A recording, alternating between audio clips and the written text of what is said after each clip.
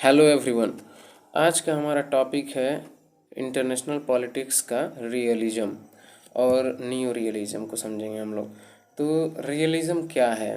तो रियलिज़म को समझने से पहले मैं एक कैरेक्टर को बताता हूँ कि एक कैरेक्टर है, एक एनिमे है, क्लासरूम ऑफ द एलिट।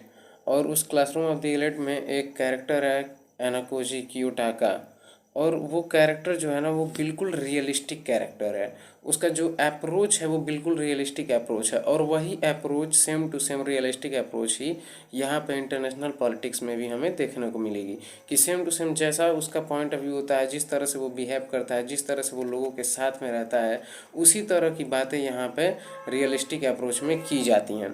तो अब वो क्या उस कैरेक्टर की क्वालिटी है, तो देखिए वो जो कैरेक्टर है आइनोकोजी कियोटा का, तो आइनोकोजी की प्रॉपर्टी है कि वो किसी को भी अपना नहीं मानता है, ना तो उसका कोई शत्रु है ना तो कोई उसका मित्र है। सारी की सारी जो क्लास डी है उसमें क्लास 1 होता है, क्लास 2 होता है, क्लास ए होता है, क्लास बी, क्लास सी और क्लास डी होते हैं, 4 क्लास होते हैं। तो जो आइनोकोजी रहता है वो क्लास डी में रहता है। तो डी सबसे वर्स्ट क्लास मानी जाती है, मतलब सबसे ख़राब क्लास होती है, और उसकी रैंकिंग सबसे ख़राब होती है, और सबसे बेस्ट होता है क्लास ए। तो इसको क्लास डी से क्लास ए तक जाना होता है, ठीक है। तो उसमें डिफरेंट डिफरेंट साइकोलॉजिकल एग्ज़ाम्स होते हैं, और मतलब अलग अलग एग्ज़ाम्स होते हैं, उनको क्वालिफाई करना होता है, उनको पास करना होता है, और इन सबको पॉइंट्स मिलते हैं इनके काम के आधार पर। जैसे वो करते हैं उस तरह से वो पॉइंट गेन करते हैं, लूज करते हैं। तो यही रहता है कि मतलब डी से ए तक पहुंचाना है, ठीक है। तो अब जो एनाकोजी है वो क्या करता है कि वो फ्रेंड्स बनाता है, लेकिन वो बिहेव तो करता है फ्रेंड की तरह, लेकिन किसी को वो अपना फ्रेंड नहीं मानता है अंदर से। और जो उसके दुश्मन होते हैं वो भी उसके दुश्मन नहीं है, मतलब कि वो केवल और केवल टूल्स की तरह इस्तेमाल करता है किसको? लोगों को टूल्स की तरह इस्तेमाल करता है। और क्या करने के लिए इस्तेमाल करता है? तो अपनी पावर को बढ़ाने के लिए इस्तेमाल करता है। उसके लिए सब कुछ क्या है? पावर ही सब कुछ होता है। उसके लिए जीतना ही सबसे इम्पॉर्टेंट है, चाहे वो किसी भी नीति से जीतना पड़े, चाहे जीतने के लिए किसी की भी कुर्बानी क्यों ना देनी पड़े, वो दे देगा। वो एक ऐसा कैरेक्टर है, वो किसी से भावनाओं में बंधता नहीं है, उसका इमोशन के ऊपर पूरा कंट्रोल है, हमेशा काम सिचुएशन में रहता है, और सबसे अच्छे से बिहेव करता है। लेकिन अगर उसे ज़रूरत पड़ेगी तो वो अपने दोस्तों को ही मार देगा। और उसकी ये फिलॉसफी है कि there are no permanent friends, there are no permanent enemies, there are only permanent interest. ये उसकी फिलॉसफी है कि इंटरेस्ट में जो मैच कर गया वो दोस्त है, जो नहीं मैच किया दुश्मन है, उसको एलिमिनेट कर दिया जाएगा, उसको हटा दिया जाएगा सामने से, रास्ते से। तो ये उसका अप्रोच होता है। अब यही सेम टू सेम जो उसका वो थोड़ा सा कहते हैं मैकियावेलियन एक कैरेक्टर होता है, 3 तरह के, जैसे कि साइकोलॉजिकल कैरेक्टर बताया जाता है, साइकोलॉजिकल पर्सनालिटी डिसाइड मतलब बताई गई हैं साइकोलॉजी में, कि 3 तरह की मतलब पर्सनालिटीज होती हैं। मैकियावेलियन होते हैं, और एक साइकोपैथ होते हैं, ठीक है, और एक और होता है उसका नाम मैं भूल रहा हूँ कि क्या है। ऐसे 3 करके होते हैं, तो वो मैकियावेलियन है। तो मैकियावेलियन क्यों नाम उसका पड़ा है मैकियावेलियन? तो मैकियावेली जो था उसी तरह का। तो मैकियावेली की जो फिलॉसफी वो क्या कहता है कि पावर सब कुछ है, राज्य को किसी भी तरह से अपने आप को पावरफुल बनाना चाहिए। साम दाम दंड भेद किसी भी नीति को लगाओ, लेकिन किसी भी तरह से अपना जो साध्य है उसको प्राप्त करो, ठीक है। और साधन कोई भी उपयोग किया जा सकता है, चाहे वो साधन अनैतिक हो चाहे नैतिक हो, किसी भी मार्ग का प्रयोग करके आप अपने लक्ष्य को केवल प्राप्त कीजिए, ऐसा मैकियावेली कहता है। और उसी की फिलॉसफी को सेम फॉलो करता है आइनोकोजी भी। वो भी अपने जो उसका गोल है, जो उसका एम है, उसको पाने के लिए किसी भी हद तक जा सकता है। और जो भी कॉन्फ्लिक्ट होता है उसमें हम देखते हैं कि पावर के लिए कॉन्फ्लिक्ट हो रहा है। इस दुनिया में लड़ाई किसके लिए हो रही है? पावर के लिए केवल हो रही है।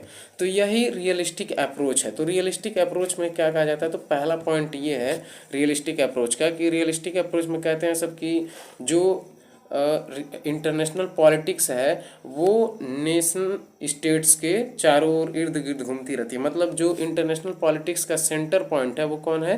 नेशन स्टेट्स हैं, राष्ट्र राज्य हैं। जैसे इंडिया हो गया, यूएसए हो गया, पाकिस्तान हो गया, ये सब क्या हैं?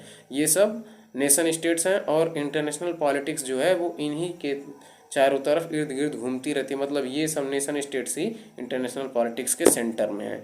ये तो पहला पॉइंट हो गया, ये पॉइंट हो गया। अब इसी पॉइंट को हम लोग कहते हैं स्टेटिज्म। रियलिज्म में, यथार्थवाद में ही क्या कहते हैं? इसको स्टेटिज्म कहते हैं। अब आगे क्या कहते हैं, रियलिस्टिक अप्रोच वाले जो भी हैं, वो रियलिस्टिक अप्रोच में क्या बताया जाता है, तो कहते हैं कि देखिए, जो भी कॉन्फ्लिक्ट हो रहा है दो स्टेट्स के बीच में, वो सारा का सारा कॉन्फ्लिक्ट होता है केवल और केवल पावर के लिए कॉन्फ्लिक्ट हो रहा है। ठीक है। और कॉन्फ्लिक्ट और वायलेंस में वो डिफरेंस है। देखिए, वायलेंस मतलब हमेशा लड़ाई झगड़े करना, और कॉन्फ्लिक्ट मतलब हितों को लेकर के होता है। वायलेंस मतलब हित नहीं रहेंगे कि बेवकूफ़ी से भी वायलेंस किया जा सकता है। अब बेवकूफ़ है तो भी वायलेंस करेंगे, ठीक है, लेकिन कॉन्फ्लिक्ट जो होता है वो हमेशा हितों को लेकर के होता है।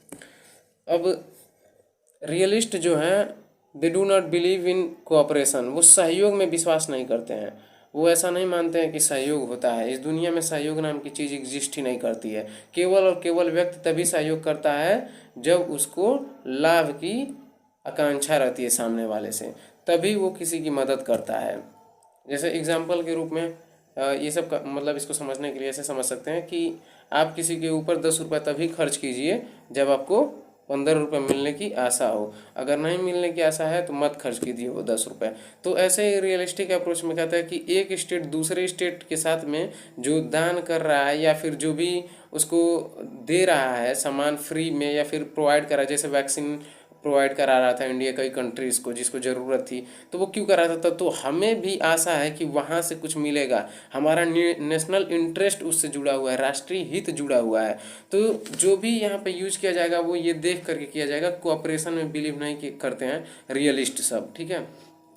दूसरा पॉइंट जो है, ये सब कहते हैं कि राष्ट्र जो है, राष्ट्र राज्य जो हैं, उन्होंने यूरोपियन यूनियन हो गया, ठीक है, अंतर्राष्ट्रीय संगठन जैसे हैं, यूएनओ हो गया, यूरोपियन यूनियन हो गया, डब्ल्यूटीओ हो गया, वर्ल्ड ट्रेड ऑर्गेनाइजेशन, इन सब का निर्माण राष्ट्र राज्यों ने राष्ट्रीय हितों की पूर्ति के लिए किया है, और बाकी इनका कोई औचित्य नहीं है। और जो ये रियलिस्टिक अप्रोच को रखने वाले लोग हैं, जो भी थिंकर्स हैं ऐसे, वो लोग बिलीव ऐसा करते हैं कि मतलब यहाँ पे ये जो भी ये डब्ल्यूटीओ है, यूएनओ है, ये सब चीज़ें केवल दिखावा के लिए हैं, इनका कोई वास्तविक औचित्य नहीं है। वो जिस लक्ष्य को लेकर के बनाए गए हैं वो उन लक्ष्य को प्राप्त ही नहीं कर पाते, वो सिरे से ही नकार देते हैं कि ये सब तो ऑर्गेनाइजेशंस किसी काम के नहीं है, ये बकवास हैं। ठीक है।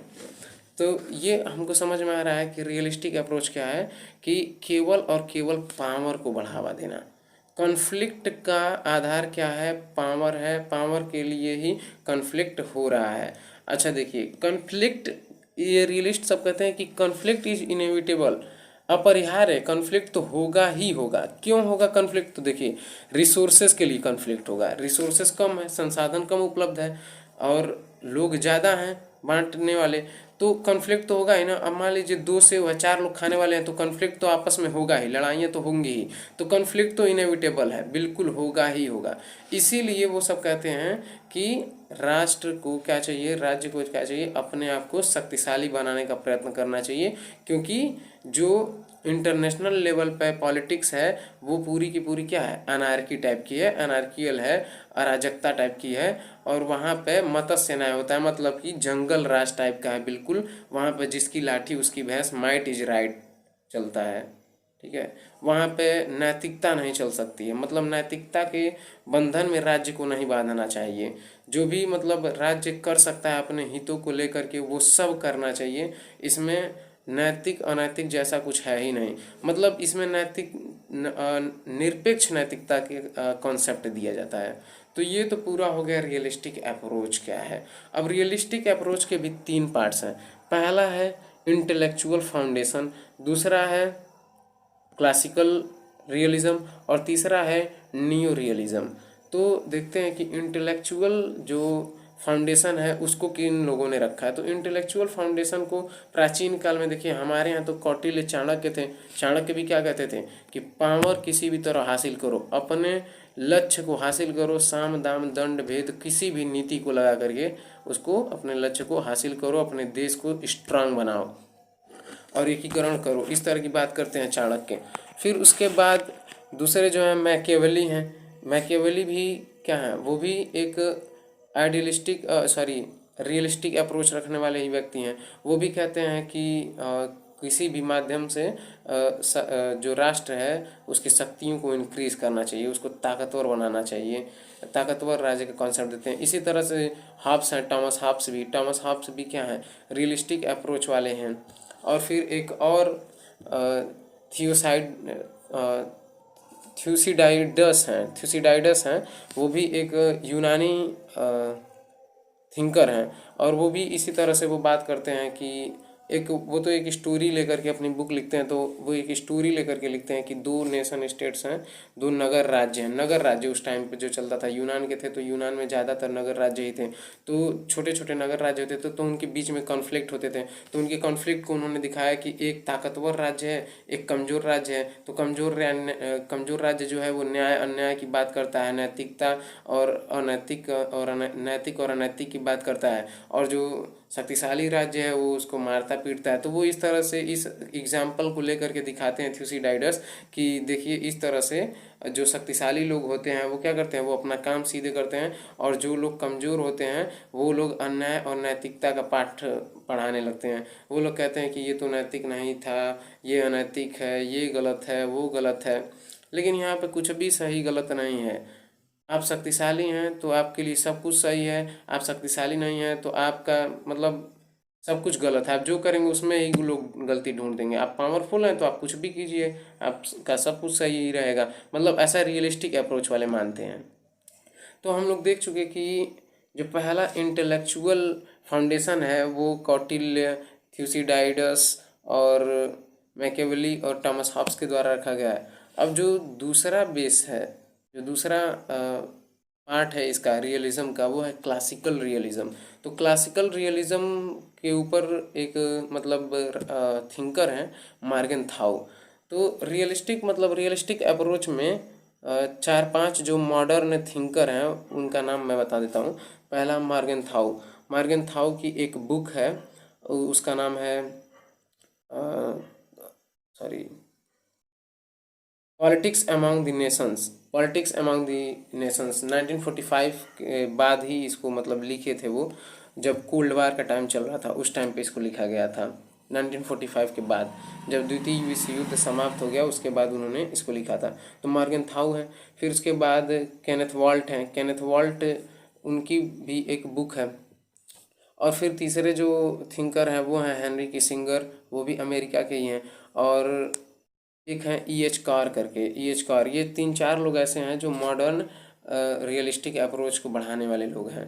तो जो क्लासिकल रियलिस्टिक अप्रोच है वो मॉर्गन थाउ की बुक है पॉलिटिक्स अमंग द नेशंस, उसी से निकल के आया है। उसी में उन्होंने कुछ पॉइंट्स में बात किया है कि किस तरह से अपने नेशनल इंटरेस्ट को रखना चाहिए, किस तरह से स्टेट में कॉन्फ्लिक्ट होता है, और पूरा एक्सप्लेन करने की कोशिश किया है ह्यूमन बिहेवियर के आधार पर। तो मार्गन थाउ क्या कहते हैं, तो मार्गन थाउ कहते हैं ह्यूमन बिहेवियर के आधार पर कॉन्फ्लिक्ट होता है। देखिए वो कहते हैं कि अगर कोई आदमी है तो वो अति महत्वाकांक्षी होगा, और जब अति महत्वाकांक्षी होगा तो वो अपनी शक्ति में विस्तार करना चाहेगा, शक्ति को बढ़ाना चाहेगा। तो अब शक्ति को बढ़ाना चाहेगा तो अब देखिए जितने भी गवर्नमेंट हैं उसमें कोई ना कोई तो प्रधानमंत्री होगा या राष्ट्रपति होगा, तो वो व्यक्ति तो है ही। तो अब हर व्यक्ति की इच्छा है वो अपनी शक्ति को क्या करे, बढ़ाए। तो जब शक्ति बढ़ाने की इच्छा होगी तो कॉन्फ्लिक्ट तो होगा ही। जैसे मान लीजिए हमारे यहाँ के प्रधानमंत्री मोदी जी हैं और चाइना का शी जिनपिंग है, तो अब दोनों लोग महत्वाकांक्षी हैं, वो भी अपने पावर को बढ़ाना चाहते हैं, हम भी लोग अपने पावर को इंक्रीज करना चाहते हैं, मोदी जी भी चाहते हैं इंक्रीज करना। तो इस वजह से कॉन्फ्लिक्ट हम लोग के बीच में होता है। ये रीज़न है कि कॉन्फ्लिक्ट होने का। तो कॉन्फ्लिक्ट का मेन रीज़न ह्यूमन बिहेवियर के आधार पर बताते हैं मॉर्गन थाउ कि जो ह्यूमन बिहेवियर है उसी में हम लोग क्या चाहते हैं, अपना डोमिनेशन चाहते हैं, डोमिनेट करना चाहते हैं हम लोग, और पावर चाहते हैं। सभी लोग अति महत्वाकांक्षी होते हैं, पावर सभी लोग चाहते हैं, इसीलिए कॉन्फ्लिक्ट्स हो रहे हैं ह्यूमन बिहेवियर के आधार पर। अब जो दूसरा पॉइंट है वो इनका ये कहते हैं कि देखिए अब इंटरनेशनल पॉलिटिक्स है तो नेशनल इंटरेस्ट आती है, मतलब जो भी काम होंगे वो सब के सब नेशनल इंटरेस्ट के आधार पर होंगे। मतलब प्रत्येक राज्य अपने राष्ट्रीय हितों को बढ़ाता रहता है। इसमें ये समझाने की कोशिश करते हैं मॉर्गन थाउ कि जो प्रत्येक राज्य है वो अपने राष्ट्रीय हित जो है उनको बढ़ाएगा। अब राष्ट्रीय हित क्या है? तो राष्ट्रीय हित है सुरक्षा और सैन्य ताकत को बढ़ाना। सैन्य ताकत को बढ़ाना क्या है? राष्ट्रीय हित है, एक तरह से कह सकते हैं। और भौगोलिक क्षेत्रों का विस्तार करना भी राष्ट्रीय हित में आ जाता है।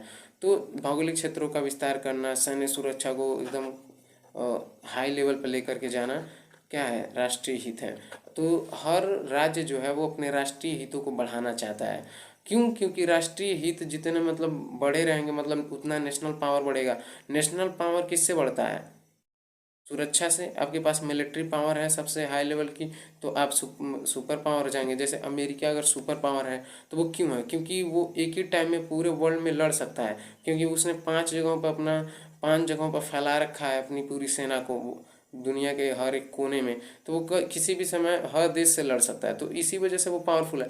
फिर दूसरे नंबर पर कौन है? रसिया है। फिर उसके बाद तीसरे नंबर पर कौन है? चाइना है। तो ये सब मिलिट्री पावर के आधार पर ही है ना। तो मिलिट्री पावर जिसकी स्ट्रांग रहेगी वही डोमिनेट करेगा पूरे वर्ल्ड में, उसी का डोमिनेशन होगा। वही अपने हिसाब से पूरा ट्रेड मार्केट को चलाएगा पूरे, और उसी के लोग कहाँ मानेंगे। वही मतलब अंडरवर्ल्ड का डॉन समझ लीजिए, उसी टाइप का वो रहेगा। फिर उसके बाद कहते हैं कि मॉर्गनथाउ कि no emotions only interest matters. यहाँ भावनाओं पर आधारित काम नहीं होगा। जैसे हम अब नेहरू जी जो थे वो भावना में आकर के कह दिए निरस्त्रीकरण करेंगे, शस्त्र नहीं रखेंगे, पंचशील का सिद्धांत लेकर के आए, गुटनिरपेक्षता की नीति लेकर के आए, और फिर नैतिकता वाली बात ज़्यादा कर रहे थे। तो नैतिकता की बात ज़्यादा कर रहे थे तो क्या हुआ? उसका परिणाम क्या हुआ? आखिर में परिणाम वही हुआ कि चाइना हमको मार दिए चाकू पीछे से।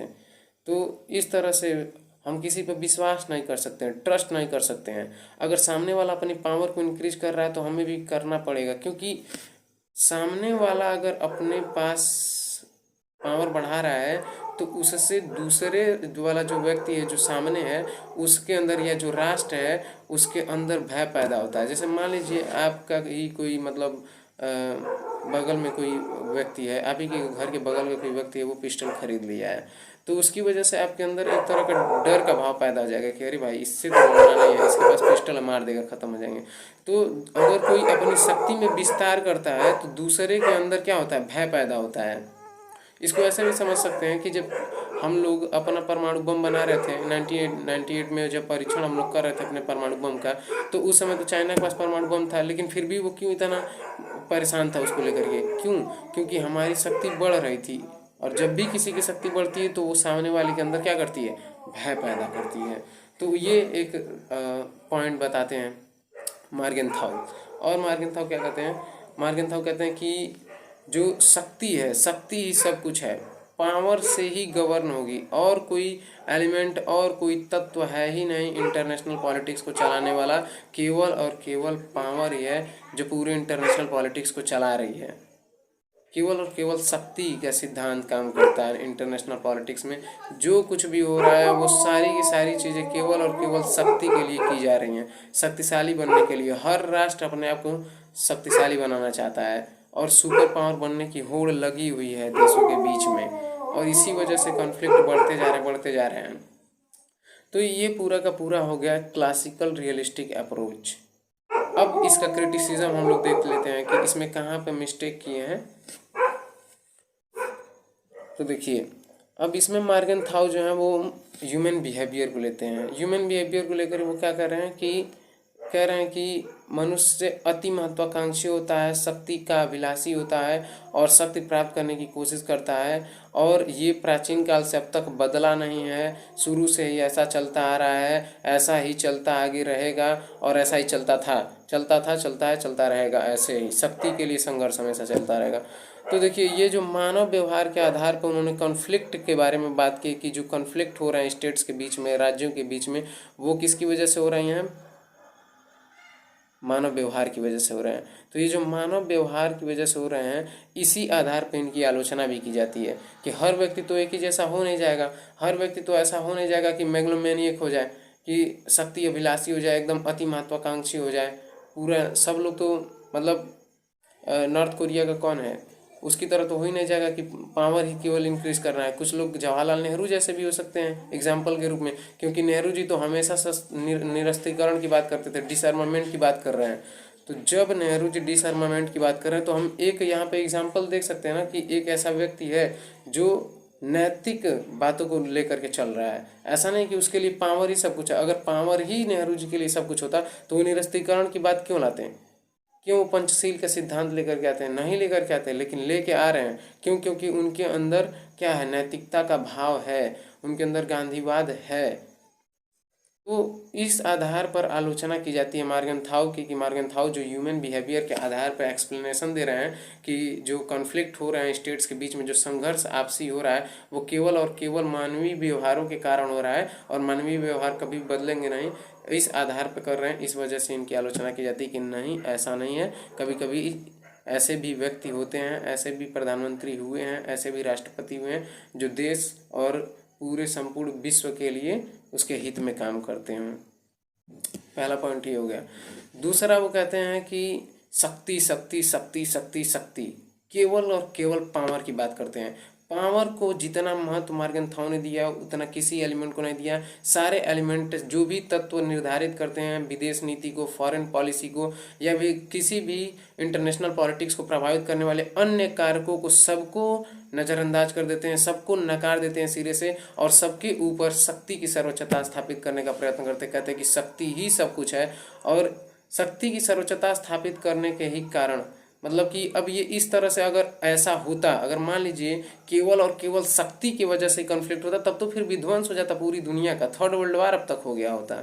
लेकिन अभी नहीं हुआ है, बची हुई है दुनिया। तो इसका मतलब क्या है कि केवल और केवल पावर के लिए ही नहीं कॉन्फ्लिक्ट हो रहे हैं, बहुत सारे ऐसे फैक्टर्स हैं, बहुत सारी ऐसी चीज़ें हैं जो मैटर करती हैं केवल और कॉन्फ्लिक्ट में। केवल और केवल शक्ति ही नहीं है, शक्ति को इतना महत्व देना जो है वो गलत है मार्गेंथाउ का। इस आधार पर आलोचना की जाती है कि मतलब मार्गेंथाउ जो कह रहे हैं शक्ति शक्ति शक्ति, केवल शक्ति के आधार पर कॉन्फ्लिक्ट हो रहे हैं, वो पूर्णतः सत्य नहीं है, आंशिक रूप से ही सत्य है। आगे फिर जो तीसरा कॉन्फ्लिक्ट का पॉइंट है वो ये है कि जो उनका राष्ट्रीय हित के संदर्भ में जो मार्गेंथाउ का विचार है, वो कहते हैं कि राष्ट्रीय हित सर्वोपरि होना चाहिए, सबसे ऊपर अपने राष्ट्रीय हित को रखिए, उसके बाद इंटरनेशनल कॉन्सर्न्स को रखिए। मतलब कि यूनिवर्सल जो चल रहा है उसके बारे में बाद में बात करिए, पहले जो नेशनल इंटरेस्ट है उसको लेकर चलिए। तो केवल और केवल नेशनल इंटरेस्ट के लिए हम काम नहीं ना करते हैं, हम सहयोग भी करते हैं, सहयोग की भी भावना है हमारे अंदर। ये बात अभी तो हम रियलिस्टिक अप्रोच देख रहे थे तो वो कह रहे हैं कि सहयोग कुछ नहीं होता है, केवल और केवल अपना काम निकालिए, लेकिन ऐसा नहीं है, वास्तविकता ये नहीं है। हम कभी कभी कुछ देशों का मदद करते हैं, कभी कभी हम मित्रवत व्यवहार भी करते हैं, कभी कभी कोई अगर प्रॉब्लम में है, ह्यूमैनिटीज़ मतलब कि ह्यूमन राइट्स की भी बात करते हैं और इन सब चीज़ों की बात करते हैं। तो वो भी चीज़ें कहीं ना कहीं मैटर करती हैं, केवल और केवल नेशनल इंटरेस्ट ही मैटर नहीं करता है कॉन्फ्लिक्ट को लेकर के, बहुत सारी चीज़ें मैटर करती हैं। हम बहुत सारी चीज़ों को लेकर के इंटरनेशनल पॉलिटिक्स में बात करते हैं, पर्यावरण को लेकर के बात करते हैं, पर्यावरण से संबंधित मुद्दे उठाए जाते हैं इंटरनेशनल पॉलिटिक्स में। अन्य भी चीज़ें जैसे ऊर्जा है, ऊर्जा के ऊपर भी बातें होती हैं। फिर जो खनिज संसाधन है उनके ऊपर भी, उनके उन रिसोर्सेज के ऊपर भी मतलब ये बात किया जाता है कि किसी भी तरह से इसको सेव करके आने वाली पीढ़ी के लिए सस्टेनेबल डेवलपमेंट की बात करते हैं। तो ये सारी चीज़ें मतलब इंटरनेशनल पॉलिटिक्स में हो रही हैं ना। लेकिन यहाँ पे ये क्या कह रहे हैं, बस नेशनल इंटरेस्ट ही क्या है, इंटरनेशनल पॉलिटिक्स का आधार है। तो ये पूर्णतः तो सत्य नहीं है। तो इस आधार पर भी इनकी आलोचना की जाती है मार्गेंथाउ की। तो ये सारी चीज़ें मार्गेंथाउ की जो बुक है पॉलिटिक्स अमंग नेशंस, जो आफ्टर 1945 के बाद लिखी गई, तो उस के अकॉर्डिंग वो जो बताए थे, जो भी पॉइंट्स वो बोलते हैं, उनका क्रिटिसिज्म भी हो गया। तो अब तक हम लोग रियलिस्टिक अप्रोच को देख चुके, क्लासिकल रियलिस्टिक अप्रोच को देख चुके। अब हम लोग नियो रियलिस्टिक अप्रोच को देखेंगे। तो नियो रियलिस्टिक अप्रोच के सबसे मतलब अच्छे मतलब राइटर माने जाते हैं, जो मतलब जिनके आधार पर जो इसके फादर एक तरह से कहे जा सकते हैं, जिन्होंने इसको स्थापित किया है, उनका नाम है केनेथ वॉल्ट। ये तो केनेथ वॉल्ट जो है वो क्या बताते हैं और कैसे इसको एक्सप्लेन करने की कोशिश करते हैं इसको देखेंगे। तो जो केनेथ वॉल्ट हैं वो देखिए, जो क्लासिकल अप्रोच है वो पूरा पूरा ह्यूमैनिटीज़ के सब्जेक्ट की तरह मतलब बिहेव करके उसको जो भी एक्सप्लेनेशन दिया गया है वो मानविकी विषयों में जिस तरह से एक्सप्लेनेशन दिए उस आधार पर दिया गया है। लेकिन ये जो केनेथ वॉल्ट हैं वो 1979 के आसपास में अपनी बुक लिख रहे हैं, थियोरी ऑफ इंटरनेशनल पॉलिटिक्स, 1979 के आसपास में लिख रहे हैं। तो उस टाइम में क्या हो रहा था कि 1979 के आसपास में जो अमेरिका है, ये अमेरिकन राइटर भी हैं, तो अमेरिका में बिहेवियरलिज्म फैल गया था, मतलब व्यवहारवादी आंदोलन चल रहा था, ठीक है। बिहेवियरलिस्टिक मूवमेंट चल रहा था, व्यवहारवादी क्या कहते हैं आंदोलन चल रहा था। तो इस आंदोलन का मतलब लक्ष्य क्या था? तो इस आंदोलन का लक्ष्य क्या था कि जितने भी मानविकीय विषय हैं, समाजशास्त्र हो गया, अर्थशास्त्र हो गया, ठीक है, राजनीति शास्त्र हो गया, भूगोल हो गया, इन सारे विषयों को विज्ञान की तरह बनाया जाए, मतलब उसके अंदर साइंटिफिक उसको बनाने का प्रयास किया जाए। जैसे साइंस में हम लोग भविष्यवाणियाँ कर लेते हैं, उसी तरह से हम लोग कुछ ऐसी थियरीज डेवलप करें, कुछ ऐसी नई नई इनोवेशन करें सब्जेक्ट्स के अंदर, ताकि हम आने वाली सिचुएशंस की पहले ही भविष्यवाणी कर सकें। ये अप्रोच है इनका। तो उस आधार पर इनका जो अप्रोच होगा, जो इसमें भी वही है, मतलब जो नेशनल इंटरेस्ट ही मायने रखता है और व्यक्ति जो है वो अति महत्वाकांक्षी होता है, वो सब यहाँ भी है, न्यू रियलिस्टिक अप्रोच में भी है। लेकिन इसी को थोड़ा सा साइंटिफिक वे में एक्सप्लेन करते हैं कौन? Kenneth Waltz. तो ये क्या कहते हैं? तो पहला पॉइंट है इनका कि state is a basic unit of international world, international politics या फिर वर्ल्ड की जो बेसिक यूनिट है वो क्या है? स्टेट है। जो राज्य है उसी से पूरा दुनिया मिल के बना हुआ है। स्टेट कई सारे स्टेट मिल करके पूरी दुनिया को बना रहे। तो पूरी दुनिया जो है वो किससे मिल के बनी हुई है? छोटे छोटे राज्यों से या छोटे बड़े राज्यों से मिल करके बनी हुई है। तो जो बेसिक यूनिट है पूरे वर्ल्ड की वो क्या है?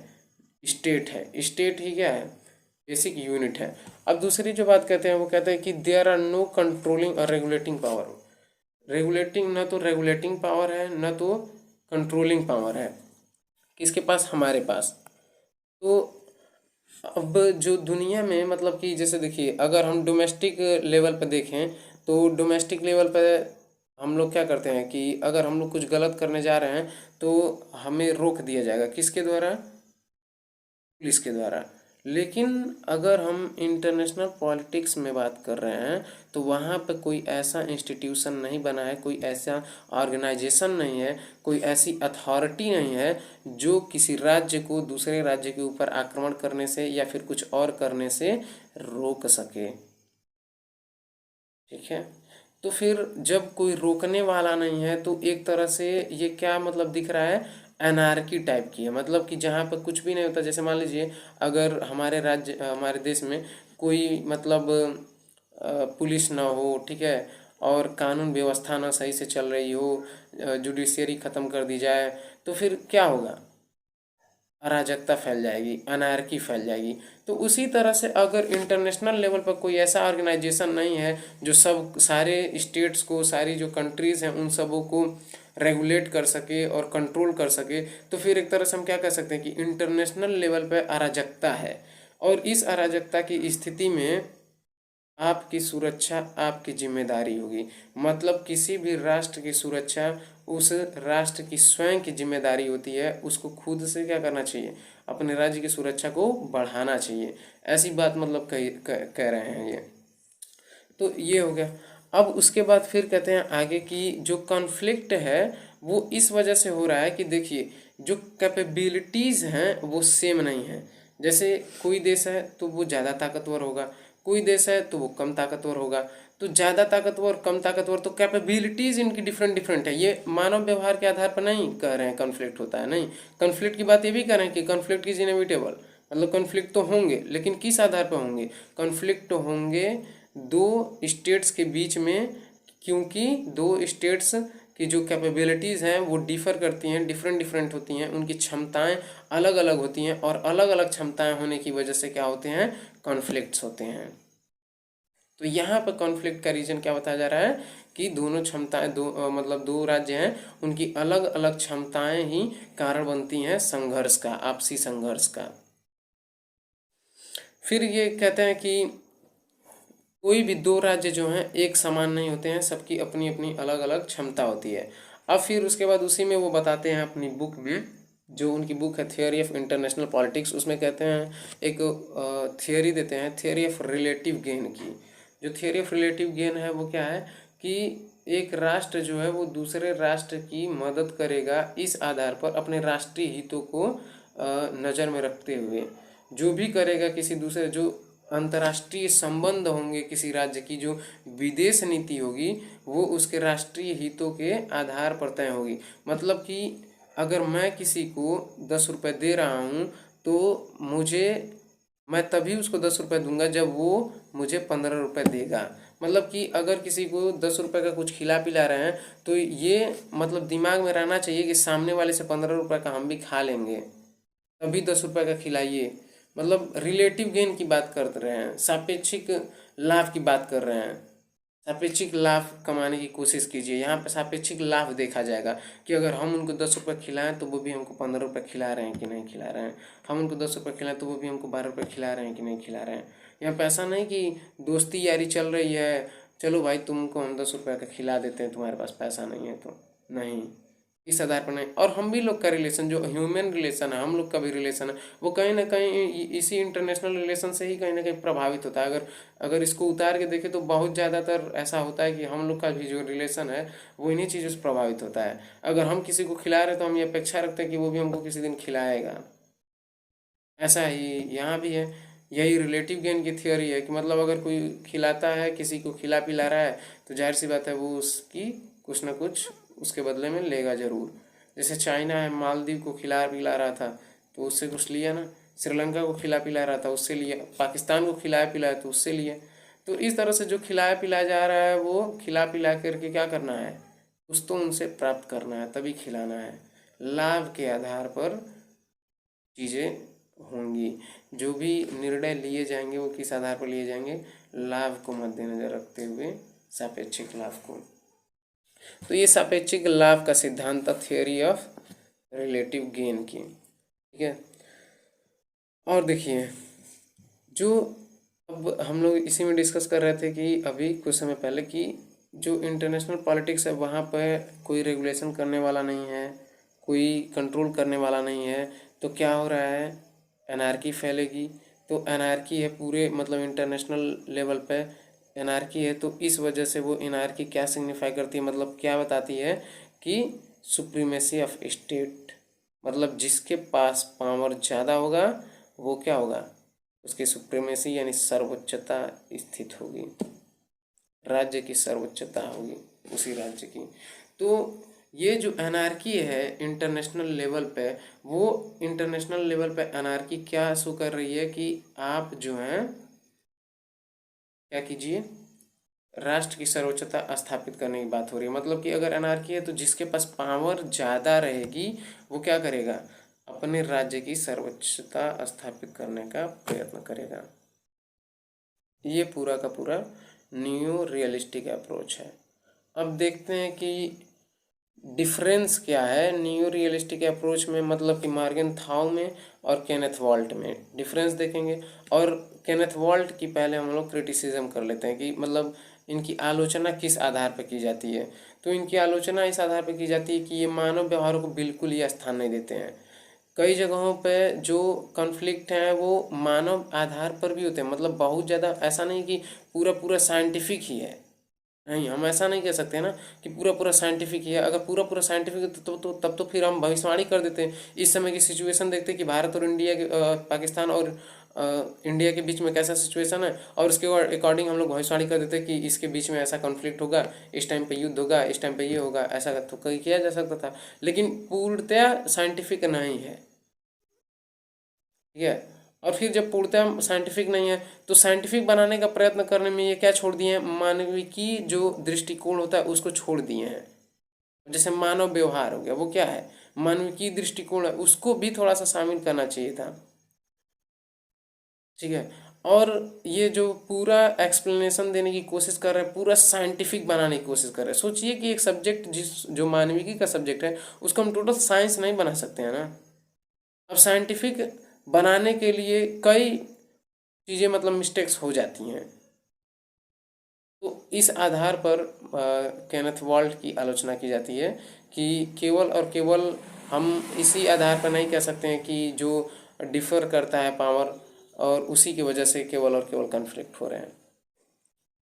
तो इन्हीं आधारों को हम देख लिए कि अब इसी आधार पर हम लोग तुलना कर लेंगे कि इनका जो रियलिज़म है, मार्गेनथाउ का रियलिज़म और केनेथ वॉल्ट का जो नियो रियलिज्म है, इसमें क्या डिफरेंस है।